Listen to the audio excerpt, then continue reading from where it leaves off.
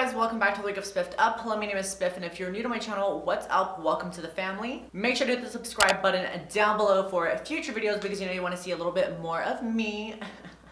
So for today's video, I wanted to go ahead and review the most controversial palette out on the market right now, the Anastasia Beverly Hills Subculture palette. So I'm going to be giving you guys my first impressions of this palette, what I think at the end of the video. So yeah, if you want to know my thoughts on this palette, then make sure to stay tuned to the end of the video. Make sure to follow me on all of my social media links, which are going to be listed down below in the description box. And without further ado, let's go and get started on today's video. Alright guys, so we're going to go and get started with the complexion part of this video, so let's go ahead and start off with the base. I'm going to be picking up my hair, that way I don't get any makeup on it and it's not in my face while I'm doing the whole makeup process because it gets annoying. And so for foundation today, I'm going to be going in with the L'Oreal Infallible Pro Glow Foundation. This is in shade 209 Caramel Beige. I have tried all of the other Infallible foundations from their line, like the Total Cover, the Infallible Pro Matte, and I really do like both of those, so I wanted to go ahead and try this one out and just see how much I like it. I'm going to be applying that with a damp beauty blender, by the way. So as you can see, I am actually in a different room.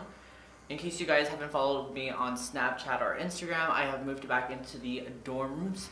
And I have a roommate now, so it's kind of hard for me to like film whenever he's there because he is like always like in the room, and I don't mind that at all. Like I totally understand like why he wants to be in there. He said I didn't want to be a nuisance and like film while he was in there, so I decided to see if I could find another place. And I'm in the library right now in the basement, and I'm filming in one of like the study rooms. Alright, so for concealer, I'm going to be going in with the Maybelline Fit Me Concealer. This is another great drugstore item that's so cheap, so affordable. This is in shade 25 Medium. This is going to be my highlighting shade. And I just love the way that this product blends out. So I'm just going to take a little bit right here. I'm not trying to get too close to the eye area. I want to blend it out up into that area just because I do tend to crease just a little bit more in that spot. So I just want to make sure that I'm getting like underneath my eyes, my forehead.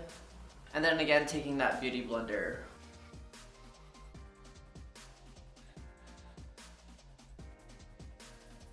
Next, I'm going to be taking the Wet n Wild Makeup Contour Stick. This is in shade 805 Call Me Maple. This is a great contour stick, honestly, and it's so cheap.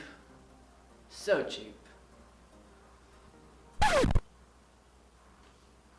just happened? My lights just turned off. Alright, and then to blend that out, I'm going to be using my beauty blender as well.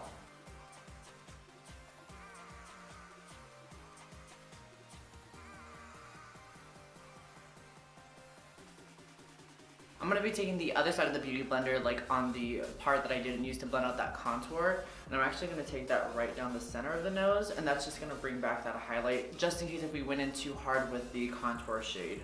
Alright, so I'm going to be digging into my Anastasia Nicole Guerrero Glow Kit. You guys, I'm obsessed with this palette. I'm going to be taking the shade Daydream, which is this shade right here, and I'm going to be popping that onto the high points of my face. You know what's really funny right now is that there's students like that are kind of like peeking in here while they're looking for their like library books, and I'm just like, hi, how are you? So this is a nice just like orangish pink shade. I would say like it's a peachy highlight. It's so pigmented, so pretty. Alright, and then I'm going to take a smaller brush and I'm going to go ahead and just do my nose highlight. That way it's nice and detailed. Alright, so I'm going to be setting my face with a new setting powder. This is the Maybelline Fit Me Loose Finishing Powder in shade 25 Medium. So what I really like about this powder is that the fact that it's the same shade as like my concealer, so just being more comfortable and just knowing that I'm not going to get that white cast whenever I do apply this powder, it just makes me feel more comfortable if I'm going to be applying more product or like baking underneath my eyes or just like right here in this contoured area. Alright, and then for the leftover powder that I have in the cap, I don't know if you can kind of see that, I'm going to pick that up with my beauty blender. And I'm just going to bake right underneath my eyes. And this will just ensure that everything is nice and locked in place. There's going to be no creasing underneath there. And then I'm going to be taking that onto the forehead, the sides of my nose, and then right here where the contour is.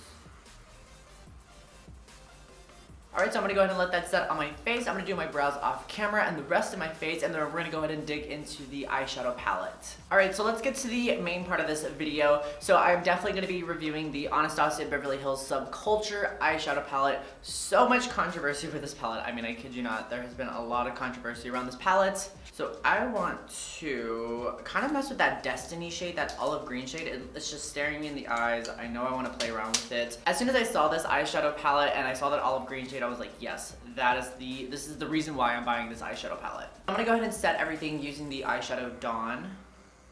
And in case you're wondering, I tapped into the palette. Very little powder came out. People didn't get over that already. I'm gonna be applying that all over the lid. I really don't know what eyeshadow look I wanna do. We're just gonna play around and just see what I can come up with. Alright, so I'm gonna go ahead and take the shade Roxy, which is this eyeshadow right here. I'm gonna be taking that on a Wet n Wild crease brush. I'm gonna be blending that out. Always tap off the excess, especially with this palette since it is very pigmented. You wanna make sure that everything is gonna be blended out very gradually and not just all of a sudden. So just make sure to tap off the excess. So I'm gonna just be going back and forth with that eyeshadow. It's a pretty color though, I'm not gonna lie.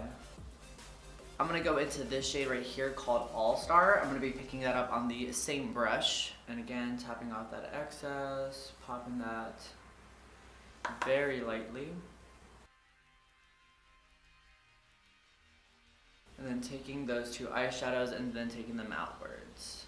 You really have to use a light hand with this eyeshadow palette, I'm finding, just because it is super pigmented. So you just want to make sure that, like I said, you're building up these colors gradually and not just going in with so much powder. Personally, that's how I work. I like to just gradually build up eyeshadows. I hate when people just kind of dunk a bunch of eyeshadows and then they just start blending them all out together. That just doesn't work for me. Alright, so I'm going to be taking the brush that comes with the palette and I'm going to go ahead and dig into Destiny, which is this olive green shadow right here.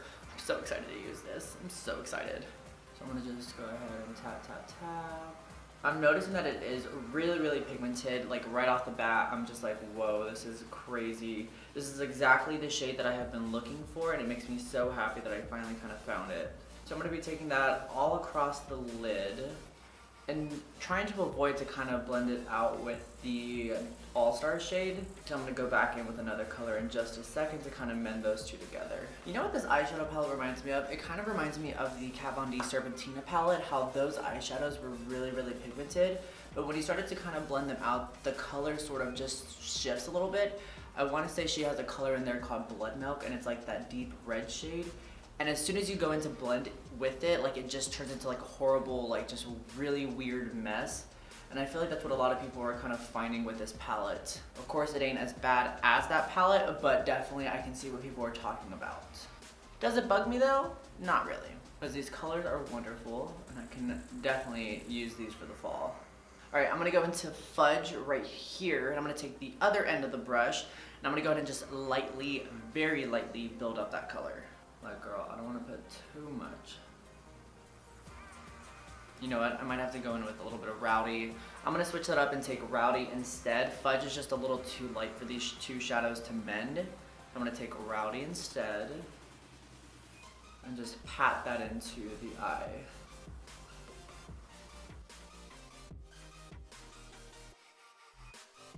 Fallout wise, I'm not really noticing anything like on my eyeshadow. Like a very tiny bit, but nothing too crazy. I'm gonna go back in with that Wet n Wild crease brush that we used to blend out those first two shadows, or the second and third shadows. I'm gonna go in there and kind of smooth out the edges. And then I'm gonna take Roxy and then take that down below. Like, look how the look at that pigmentation. Come on. I'm also gonna take that just a little bit more up here. I'm gonna go back in with a little bit more of that Destiny shade. I feel like whenever I was taking those other colors, this shade kind of blended out too much. And then I'm gonna go back in with All Star one more time on the lower lash line and getting it as close as I can to the waterline. All right, so I'm gonna go ahead and take a little bit of my black eyeliner. This is the Maybelline Unstoppable liner in the shade Onyx, I believe. Yes. Now I'm gonna go ahead and just pop that right into my waterline. So I'm gonna go ahead and wet my brush a little bit. I'm gonna just spray it. It's a very tiny brush. This is the Morphe M515.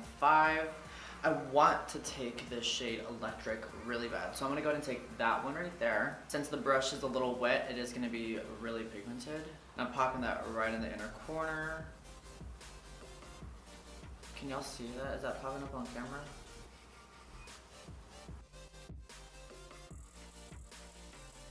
I kind of want to be extra and like take cube into my brow bone. So I'm going to do that. I feel like since it's not going to be like a true white, it's not going to be too intense. It's going to have that like nice pink reflex in there. All right, so I'm gonna go ahead and pop on some lashes and I'll be right back. All right, so for the lips, I felt like I wanted to keep it a little natural, so I kind of want to go in with the Kat Von D Ludwig Liquid Lipstick, one of my favorite shades. It's like my perfect nude, honestly, and I'm just gonna see how that looks. So we're gonna go ahead and apply that.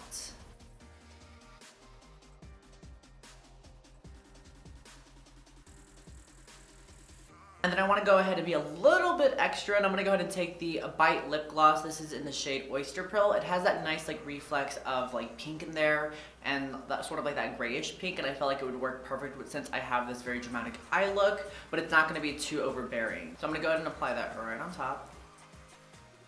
These smell so good. Look guys, these things smell amazing.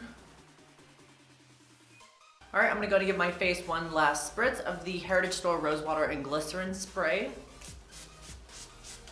I'm literally down to the last like inches of this spray. I found out that they do sell refillable bottles instead of the actual spray, so if you just want to buy those and then just refill it, I think it's honestly such a great little deal, and it's the same price. Alright, so overall what I think about the Subculture Anastasia Beverly Hills palette, I honestly love this palette. I mean, of course there are going to be some like difficulties with the palette. I did find myself that I did have some difficulties, but overall I think the shades are amazing. I feel like they're so unique and different and beautiful, so I would definitely reach for this more. I'm definitely going to be reaching for this a lot more when it's closer to like Halloween time, fall time, like all of that, because these shades are perfect for all of that. That olive green shade, man, I'm like obsessed with that olive green shade. The pigmentation of it is crazy. I honestly love this palette. I'm not gonna lie, I love this palette so much.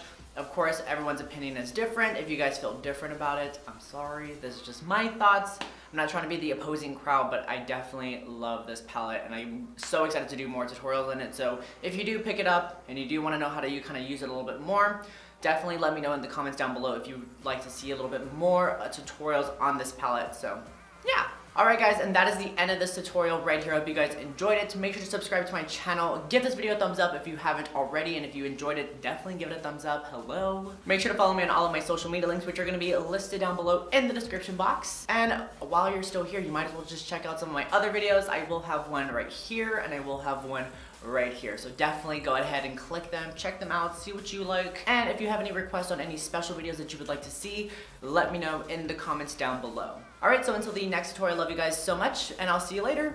Bye!